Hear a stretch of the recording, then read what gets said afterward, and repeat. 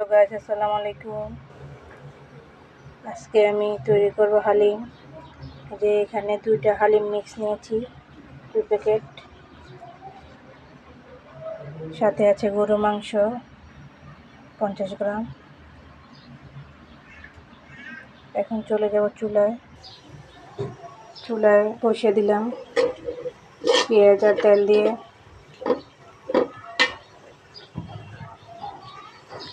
এখানে কিছু পেঁয়াজ আমি বেরেস্তা করে নিয়েছি।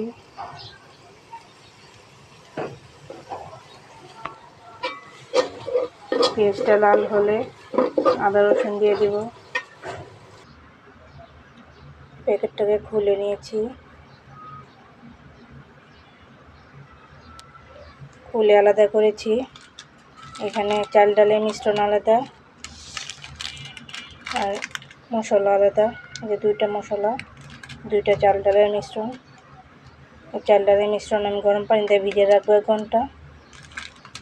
এগুলো মাংসের মধ্যে ব্যবহার করব। পেঁয়াজটা লাল হয়ে এসেছে, দিয়ে দিলাম 1 চামচ লবণ।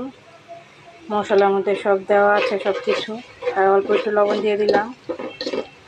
এখন দিয়ে দেবো আদা রসুন।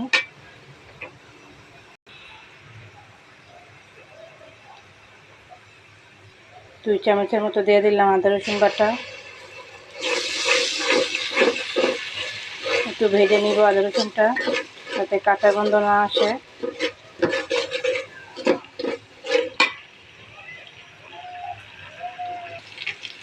দিয়ে দিব 1 চামচ মরিচের গুঁড়া।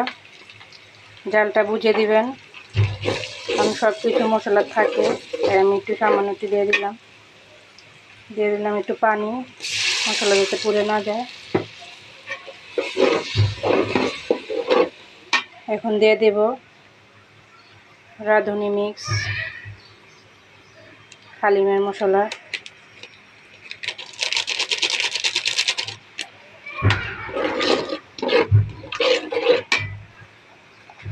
আর একটা মশলা দিয়ে দিলাম, অর্ধেকটা দিব, বাকিটা দিব চালের মধ্যে। নামানোর আগে দিয়ে দিব বাকিটা, এতটুকু একটু দিলাম।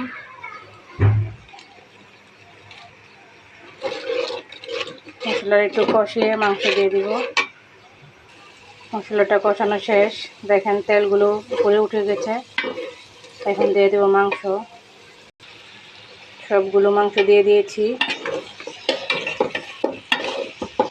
আমি এখানে কোনো পানি অ্যাড করব না, মাংস থেকে পানি উঠবে।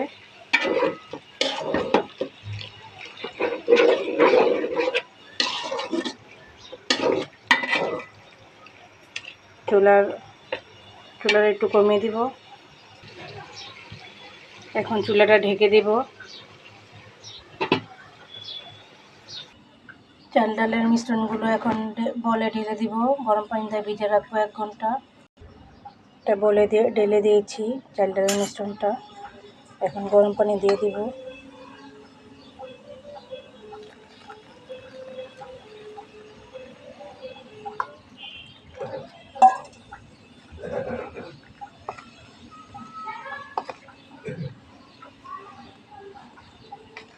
এখন ভিজে রাখবো, এখানে পানি দিয়ে ভিজে রাখবো 1 ঘন্টা।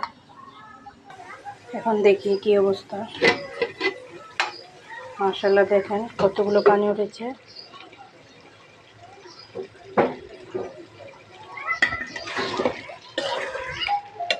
পানি দিয়ে মাংসটা সিদ্ধ হয়ে যাবে, এখানে আর কোনো পানি অ্যাড করা হবে না।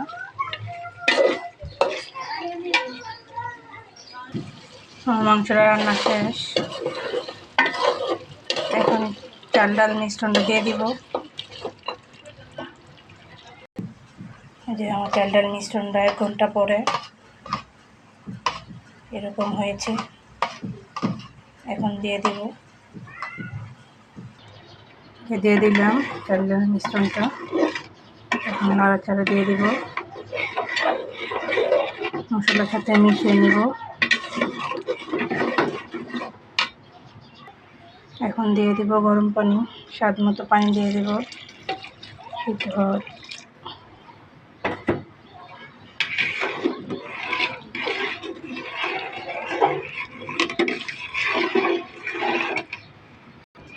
দিয়ে দিলাম পানি।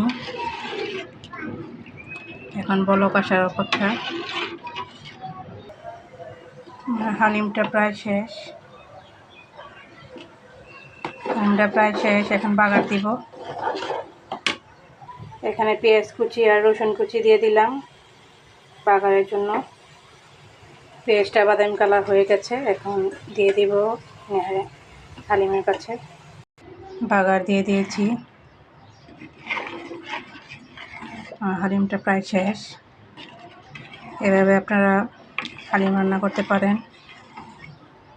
ঘরে হালিম রান্না করতে পারলে আর বাজার থেকে কিনে আনতে হবে না। ভিডিওটা ভালো লাগে লাইক কমেন্ট শেয়ার করবেন। আজকের মতো এই পর্যন্তই। আল্লাহ হাফেজ।